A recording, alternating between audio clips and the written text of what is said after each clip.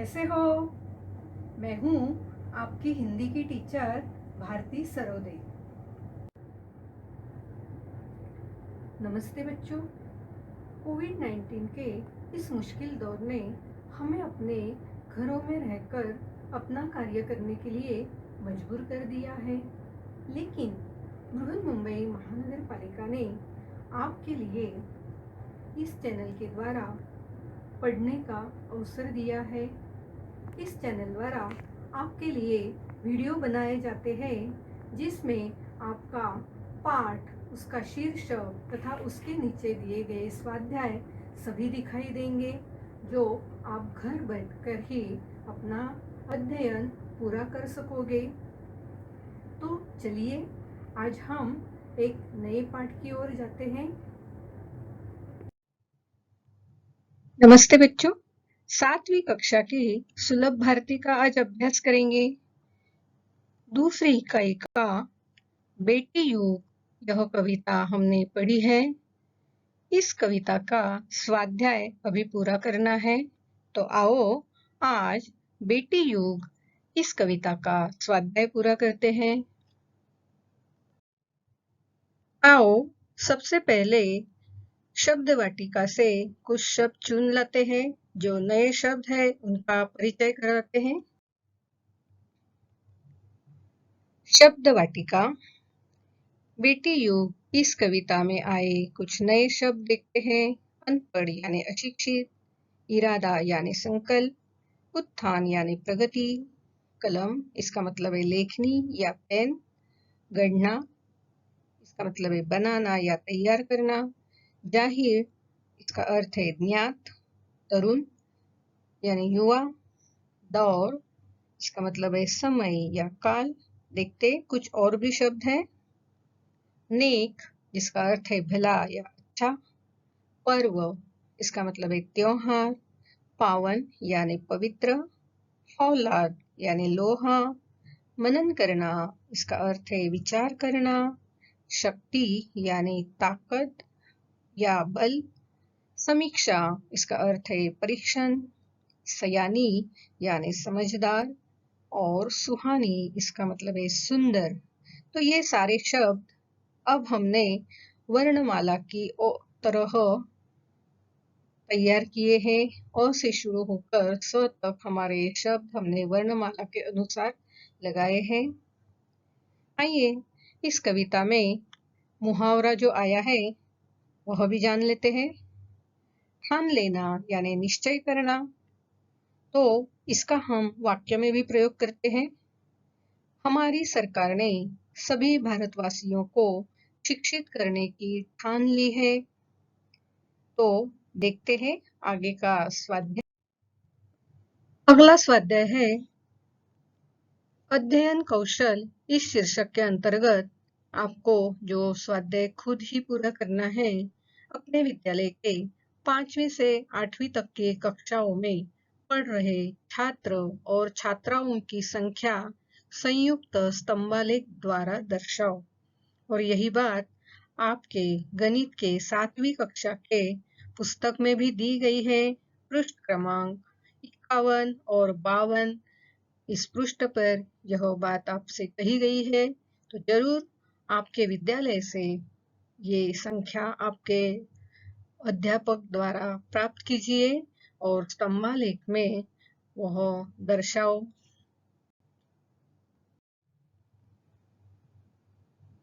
वाचन जगत से इस शीर्षक के अंतर्गत पुण्य श्लोक अहिल्याबाई होळकर के कार्य पढ़ो और प्रमुख मुद्दे बताओ, इस तरह का स्वाध्याय हमें दिया गया है। तो आइए सबसे पहले अहिल्याबाई होळकर इनके बारे में जानकारी लेते हैं। मालवा राज्य की महारानी अहिल्याबाई होळकर का जन्म 30 मई 1725 को चौंडी ग्राम जमखेड़ अहमदनगर महाराष्ट्र में हुआ था। अहिल्याबाई होळकर प्रसिद्ध सूबेदार मल्हारराव होळकर के पुत्र खंडेराव की पत्नी थी। अहिल्याबाई होळकर ने अपने जीवन में कई उतार चढ़ाव देखे। अपने पति, पुत्र, पुत्री तथा दामाद की असमय मृत्यु के कारण महारानी का गृहस्थ जीवन कभी सुखद नहीं रहा। इसके बावजूद समाज के लिए उन्होंने जो कार्य किए वे अत्यंत सराहनीय हैं। तो आइए देखते हैं अहिल्याबाई होलकर ने कौन से कार्य किए हैं। भारत में प्रसिद्ध तीर्थों और स्थानों में मंदिर बनवाए, घाट बनवाए, सार्वजनिक कुओं और बावड़ियों का निर्माण कराया, मार्ग सुधार तथा नए मार्ग बनवाए, भूखों के लिए अन्न क्षेत्र खुलवाए, अंधविश्वास और रूढ़ियों की जकड़ में फंसे समाज को जागरूक किया। तो ये सारे कार्य अहिल्याबाई होलकर ने किए हैं और यही आपको भी अपनी कॉपी में जरूर लिखना है। आइए आगे देखते हैं। मैंने समझा इस शीर्षक के अंतर्गत बेटी युग यह कविता पढ़कर हमने क्या समझा है, कौन सी सीख पाई है, देखते हैं। आज के युग में भी अधिकतर परिवारों में बेटा बेटी के बीच भेदभाव किया जाता है। यह सत्य है कि संसार केवल पुरुषों से ही नहीं बना है। सृष्टि के हर पड़ाव पर स्त्रियों ने भी माँ, बेटी, बहन, चाची, मौसी, दादी, नानी आदि के रूप में अपना निरंतर योगदान दिया है। इस कविता के माध्यम से कवि बेटियों को उनकी शिक्षा, उनकी आत्मनिर्भरता और प्रगति के बारे में आश्वस्त करते हुए उनके समान अधिकारों की मांग का आह्वान करते हैं। तो यह बात हमने यह कविता पढ़कर सीखकर जान ली है। जरूर आप भी लिखना ये। आओ अब आगे का स्वाध्याय देखते हैं। सुनो तो जरा।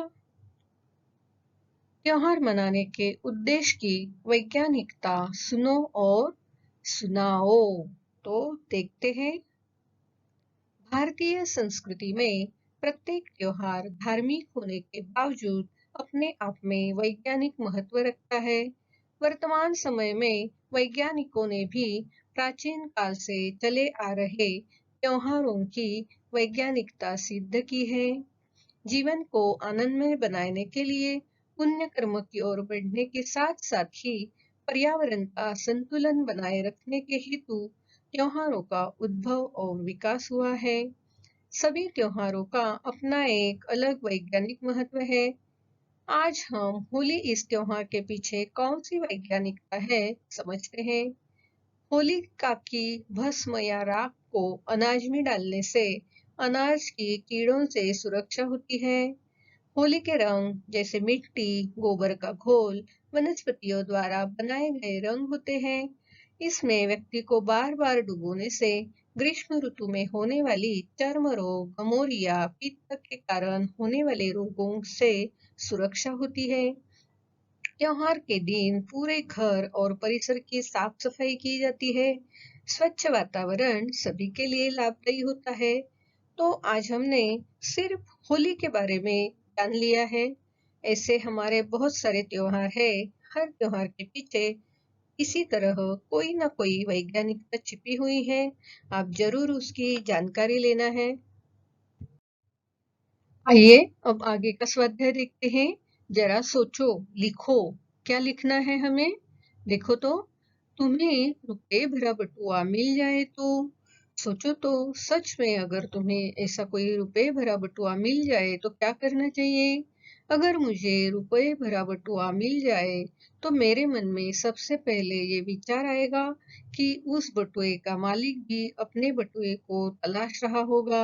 यदि मुझे उसका मालिक नहीं मिला तो मैं उस बटुए को संबंधित थाने में जमा कर दूंगा और अखबार में इश्तहार दूंगा ताकि बटुए का मालिक इश्तहार पढ़कर अपना बटुआ लेने थाने चला जाए। देखो तो कितना अच्छा विचार है। हमें सोचना चाहिए, अगर इस तरह किसी का कुछ चीज गुम हो जाता है तो उस तक हमें जरूर पहुंचाना चाहिए ताकि उसकी परेशानी हम दूर कर सके।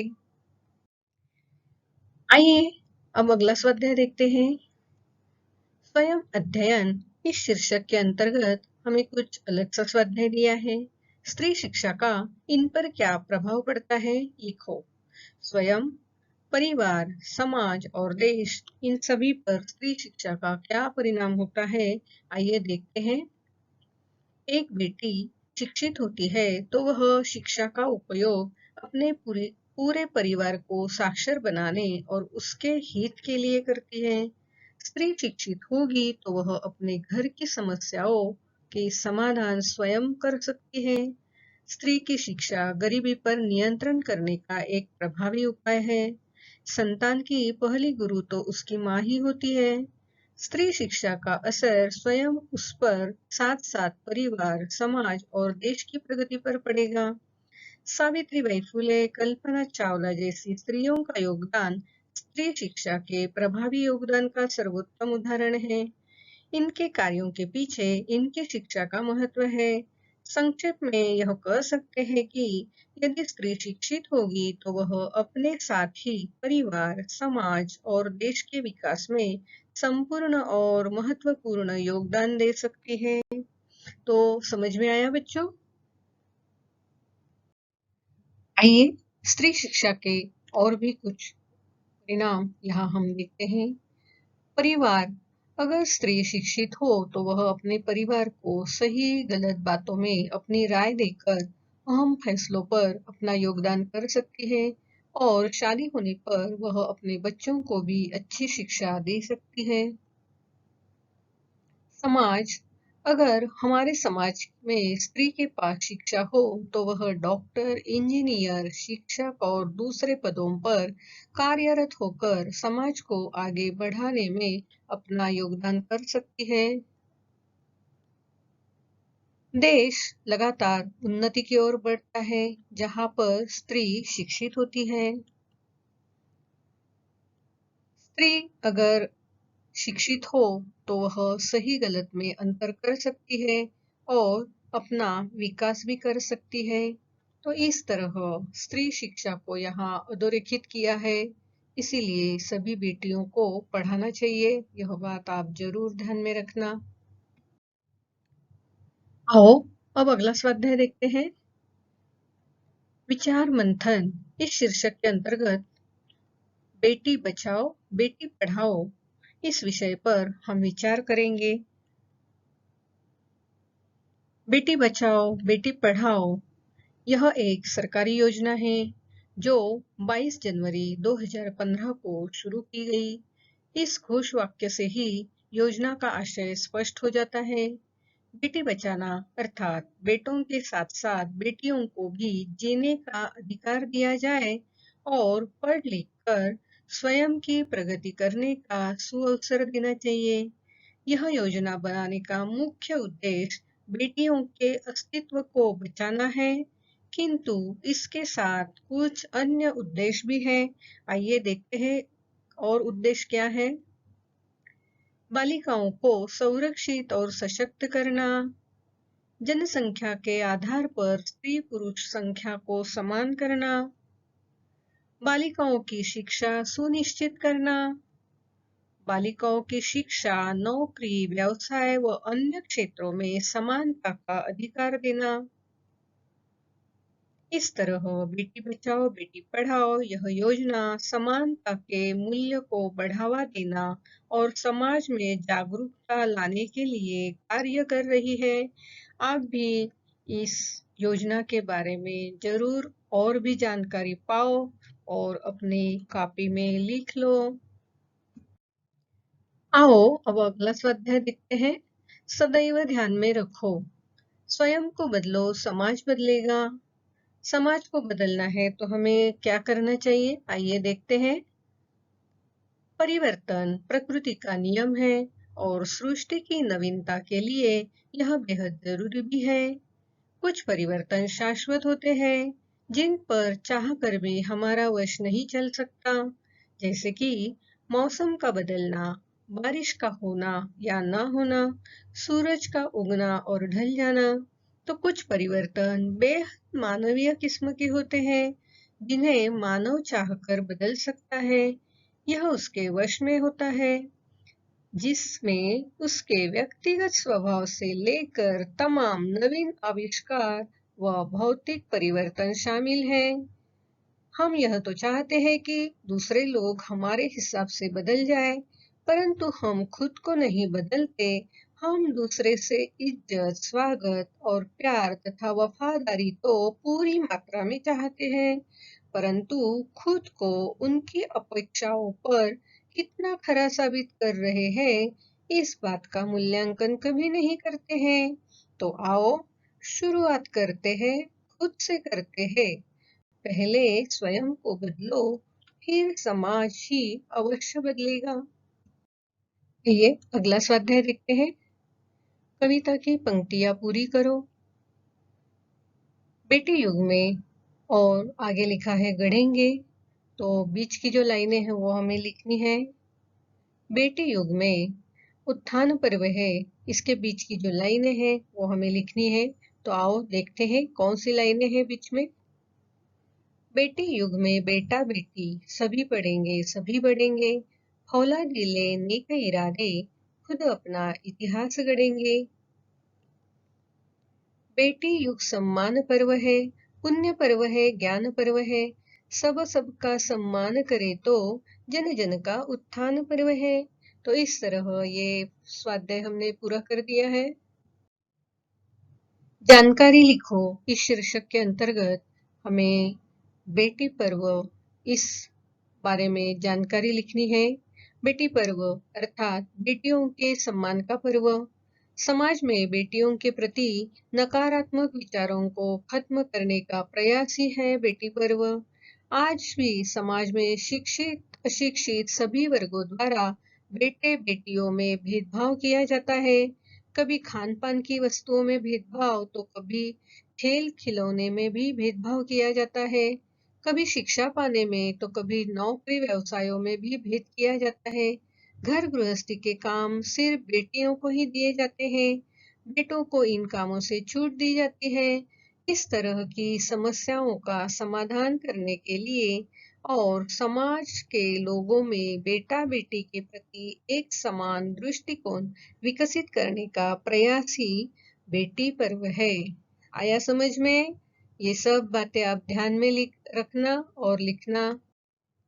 आइए आगे देखते हैं। शिक्षामय विश्व, इसके बारे में जानकारी लिखनी है। शिक्षामय विश्व का अर्थ है पूरा विश्व का शिक्षित होना। संपूर्ण विश्व में शिक्षा का प्रचार प्रसार होने पर उसका परिणाम भी सकारात्मक होगा। सिर्फ लड़के ही नहीं तो लड़कियां भी शिक्षित होना जरूरी है। विश्व की आधी आबादी लड़कियों की है। अगर वे अशिक्षित रहेंगी तो उनकी ऊर्जा का उपयोग सकारात्मक दिशा में नहीं होगा। विश्व की प्रगति और विकास की गति मंद हो जाएगी। इस वैश्विक दूरगामी संकट को दूर करने के लिए सारा विश्व शिक्षामय होना चाहिए। संपूर्ण विश्व अब शिक्षामय विश्व की ओर बढ़ रहा है। आइए अब अगला स्वाध्याय देखते हैं। भाषा की ओर, इस शीर्षक के अंतर्गत थोड़ा अलग सा स्वाध्याय हमें दिया गया है। निम्नलिखित शब्दों के युग्म शब्द बताओ और वाक्यों में उचित शब्द युग्म लिखो। हमें यहाँ कुछ वाक्य दिए हैं, उनके रिक्त स्थानों पर हमें शब्द युग्म लिखने हैं। तो आइए देखते हैं। यहाँ शब्द युग्म को पहले पूरा करना है। गांव, उधर, घूमना, धन, पहचान, कूड़ा, फूल, घर, ये जो शब्द दिए हैं, इस शब्द के जो युग्म है उन्हें पहले हमें पूरा करना है और फिर उन्हें रिक्त स्थानों में लिखना है। तो देखो हम कहते हैं गांव गांव, इधर उधर, घूमना फिरना, धन दौलत, जान पहचान, कूड़ा कचरा, फल फूल, घर घर। इस तरह ये शब्द युग्म जो है इन्हें अभी हमें लिखना है। धन दौलत, ये जो शब्द युग्म है इसका अब हम वाक्य में प्रयोग करेंगे। अथक परिश्रम से उसने धन दौलत कमाई। दूसरा शब्द युग्म है घूमना फिरना, उसका वाक्य में प्रयोग करते हैं। सेहत के लिए घूमना फिरना अच्छा होता है। आगे भी देखते हैं। घर घर, दीपावली में घर घर मिठाइयाँ बनती है। गांव गांव, अंतरजाल की सुविधा गांव गांव में उपलब्ध है। फल फूल, बाजार से बहुत सारे फल फूल खरीद कर लाए। कूड़ा कचरा, बच्चों ने मैदान पर फैला कूड़ा कचरा इकट्ठा किया। जान पहचान, समारोह में सभी जान पहचान वालों को आमंत्रित किया गया। इधर उधर, बगीचे में आते ही सभी बच्चे इधर उधर दौड़ने लगे।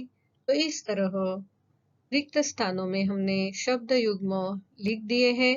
ये स्वाध्याय आप अपनी कॉपी में जरूर पूरा कर देना, लिख लेना। प्यारे बच्चों, बेटी युग इस कविता को हमने समझा है। आओ अब हम सब मिलके बेटी युग इस कविता का गायन करते हैं। नानी वाली कथा कहानी अब भी जग में लगे सुहानी। बेटी युग के नए दौर की आओ लिख ले नई कहानी। बेटी युग में बेटा बेटी सभी पढ़ेंगे सभी बढ़ेंगे। औलादे लेने के इरादे खुद अपना इतिहास गढ़ेंगे। देश पढ़ेगा देश बढ़ेगा दौड़ेगे अब तरुण जवानी। नानी वाली कथा कहानी अब भी जग में लगे सुहानी। बेटा शिक्षित आदि शिक्षा दोनों शिक्षित पूरी शिक्षा। हमने सोचा मनन करो तुम सोच समझो करो समीक्षा। सारा जग शिक्षा में करना हमने सोचा मन में ठानी। नानी वाली कथा कहानी अब भी जग में लगे सुहानी। अब न कोई अनपढ़ होगा सबके हाथों पुस्तक होगी। ज्ञान गंगा की पावन धारा सबके आंगन तक पहुँचेगी। पुस्तक और कलम की शक्ति जग जाहिर जानी पहचानी। नानी वाली कथा कहानी अब भी जग में लगे सुहानी। बेटी युग सम्मान पर्व है पुण्य पर्व है ज्ञान पर्व है। सब का सम्मान करे तो जन जन का उत्थान पर्व है। सोने की चिड़िया तब बोले बेटी युग की हवा सयानी। नानी वाली कथा कहानी अब भी जग में लगे सुहानी। नानी वाली कथा कहानी अब भी जग में लगे सुहानी। बेटी युग के नए दौर की आओ लिख ले नई कहानी। स्वाध्याय प्रश्न पहला, रिक्त स्थानों की पूर्ति करो। 1 बेटी, 2 नई, 3 नेक, 4 तरुण, 5 पावन, 6 सम्मान, 7 उत्थान, 8 हवा। तो कविता में से योग्य शब्द चुनकर रिक्त स्थानों की पूर्ति करो। तो बच्चों, आज हमने बेटी योग इस कविता के अंत और अंतर्गत जो स्वाध्याय दिया है उसे पूरा किया है। तो बेटी युग के इस स्वाध्याय को आप अपने कॉपी में जरूर लिखना और एक बात हमेशा ध्यान में रखना है, बेटी बचाओ, बेटी पढ़ाओ, शिक्षित बेटी उज्जवल भविष्य। आज आपने यह वीडियो कंप्यूटर, लैपटॉप या मोबाइल पर देखा होगा।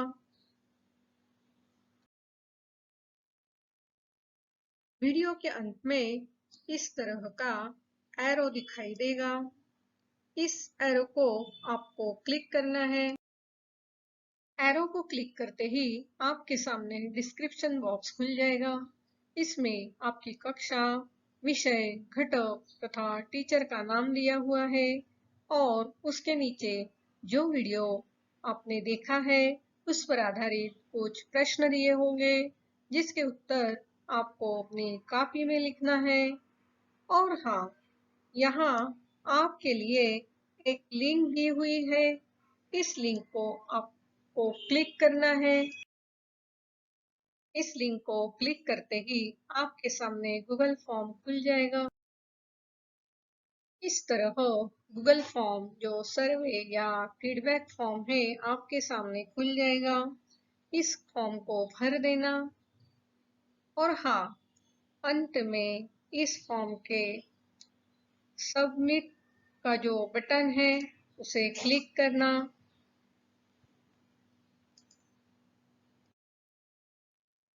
इस लिंक को क्लिक करके गूगल फॉर्म जरूर भरना। और हाँ, अगली बार वीडियो देखने के लिए छठी कक्षा का ये थंबनेल जरूर याद रखना। मेरा ये वीडियो आपको जरूर पसंद आया होगा, तो ये वीडियो लाइक कीजिए, शेयर कीजिए और सब्सक्राइब कीजिए, अपने दोस्तों को भेजिए। तो हम फिर अगले वीडियो में मिलेंगे। मेरा ये वीडियो ध्यान से देखने के लिए आप सभी को बहुत बहुत धन्यवाद।